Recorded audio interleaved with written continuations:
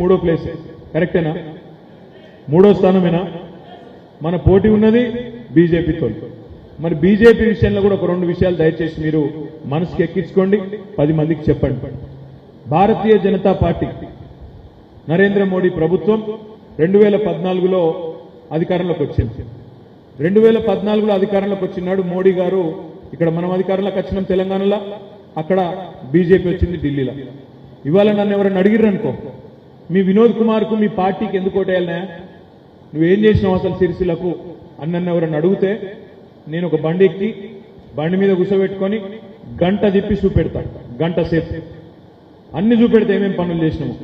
జిల్లాలలో వ్యవసాయ కాలేజ్ నుంచి మొదలు పెడితే మనం పెట్టిన చెట్లు, మనం తెచ్చిన నీళ్లు, గోదావరి నీళ్లు, మనం చేసిన జిల్లా కలెక్టర్ ఆఫీసు, జిల్లా ఎస్పీ ఆఫీసు, మనం తెచ్చిన నర్సింగ్ కాలేజు, అవతల పోతే బ్రహ్మాండమైన బైపాస్ రోడ్డు వెంకటాపూర్ దాకా, దాని మీద మెడికల్ కాలేజు, యువతలకి ఇంజనీరింగ్ కాలేజు, అక్కడికి మళ్ళా ముంగటికి పోతే పెద్ద అపారల్ పార్కు, సిరిసిల్ల నేతన్నల కోసం చేసిన పనులు, రైతుల కోసం చేసిన పనులు, రైతు బంధు, ఆసరా పెన్షన్లు. ఒక గంట సేపు ఏ ఊళ్ళో ఏం చేసినాం తప్పకుండా చూపెట్టే సత్తా మనకున్నది. ఏ ఊరికి పోయినా మనం పోసిన సీసీ రోడ్లున్నాయి, మనం కట్టిన కమ్యూనిటీ హాల్లున్నాయి, మనం కట్టిన కేసీఆర్ ప్రగతి ప్రాంగణాలున్నాయి. 1-2 కాదు, బ్రహ్మాండంగా గంటన్నర సేపు మొత్తం తిరిగి ఎన్ని శిలాఫలకాలు కావాలంటే అన్ని శిలాఫలకాలు, ఇవన్నీ మేము చేసిన పనులు అని చూపెట్టి గిందు కోసం నాకు ఓటేయాలి అని అడిగే సత్తా మనకుంది. మంచినీళ్లు, సాగునీళ్లు, మంచిగైన కరెంటు, ఒకటి కాదు మంచిగైన నేతన్నల బతుకులు, రైతుల బతుకులు, ఇవన్నీ చూపెట్టి గిందుకేయాలి ఓటని అడగాలి. కానీ బీజేపీ వాళ్ళని నేను అడుగుతున్నా, నేను మీతో వస్తా, బండి సంజయ్ వస్తాడా, కిషన్ రెడ్డి వస్తాడా, రండి, నీకెందుకు ఓటేయాలని ఒక కారణం చూపెట్టు. కరీంనగర్ పార్లమెంట్లో బీజేపీకి ఓటేసేందుకు నువ్వు చేసిన ఒక్క పని, ఏదన్నా ఒక్క బుడ్డ పని, ఈ కాలేజ్ కట్టినా, ఈ స్కూల్ కట్టినా, ఈ హాస్పిటల్ కట్టినా, ఈ పరిశ్రమ తెచ్చినా, ఈ మంచి పని చేసినా, నీళ్లు తెచ్చినా ఒక్కటి చూపెడతావా? ఏదన్నా ఒక్క పైసా పని. వాళ్ళు చెప్పేది ఒకటే ఒకటి, ఏం చెప్తారు? మేము గుడి కట్టినాం మాకు ఓటేయండి, రామ మందిరం కట్టినాం మాకు ఓటేయండి. రామ మందిరం కట్టుడు, గుడి కట్టుడు ఒకటే ఓటేసేందుకు కారణమైతే నేను అడుగుతున్నా, మరి కేసీఆర్ గారు కట్టలేదా? 4 ఏళ్ల కిందటనే యాదాద్రి అనే అద్భుతమైన ఆలయాన్ని కట్టింది కేసీఆర్ కాదా? మర్చిపోదామా?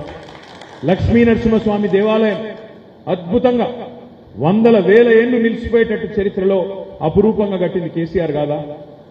మరి గుడి కట్టుడు ఒకటే కాదు కదా, కేసీఆర్ గారు ఆధునిక దేవాలయాలు కూడా కట్టిండు. ఆధునిక దేవాలయాలు అంటే ఏంది? ప్రాజెక్టులు, చెరువులు, రిజర్వాయర్లు.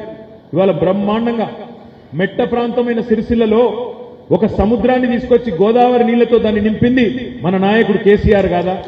ఉత్తగనే కాదు, మరి ప్రతి రిజర్వాయర్కు పేరు మళ్ళా దేవుని పేరే పెట్టిండు కేసీఆర్. ఇక్కడ వేములవాడ రాజన్న పేరు పెట్టిండు, రాజరాజేశ్వర స్వామి పేరు రాజరాజేశ్వర సాగరం కట్టిండు. యువతలకు పోతే రంగనాయక సాగరం కట్టిండు. ఆ మీదికి పోతే మల్లన్న సాగర్, మల్లన్న దేవుని పేరు పెట్టిండు. ఆ పైకి పోతే పోచమ్మ తల్లి పేరు మీద కొండపోచమ్మ సాగర్ పెట్టిండు.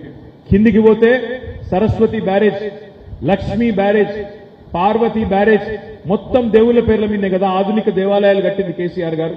ఒక్క గుడి కట్టినందుకే నీకు ఓటేయాలంటే మరి గిన్ని గుళ్ళు కట్టిన కేసీఆర్ గారికి మనం ఆలోచన చేయొద్దా? ఆయనను సమర్థించాల్సిన అవసరం లేదా?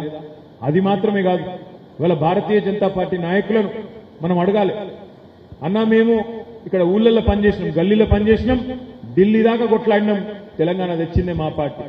మీరు చేసిన ఒక్క పని చెప్పురి తెలంగాణకు అని అడుగురి.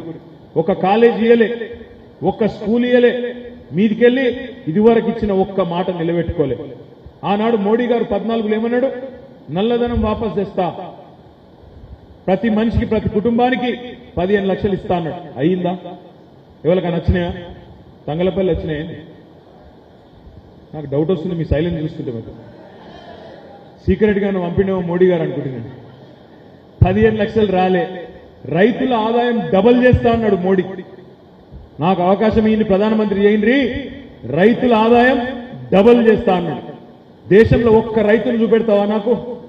ఒక్క రైతు, 100 వద్దు 200 వద్దు, ఒక్క రైతును చూపెట్టు. డబల్ అయిన ఆదాయం, డబల్ అయిన రైతు ఒక్కరిని చూపెట్టు. ఒక్కరు కూడా లేరు. ప్రతి మనిషికి ఇల్లు కట్టిస్తా అన్నాడు నరేంద్ర మోడీ. బుల్లెట్ రైళ్లను ఉరికిస్తా అన్నాడు. భారతదేశానికి 5 ట్రిలియన్ ఎకానమీ చేస్తా,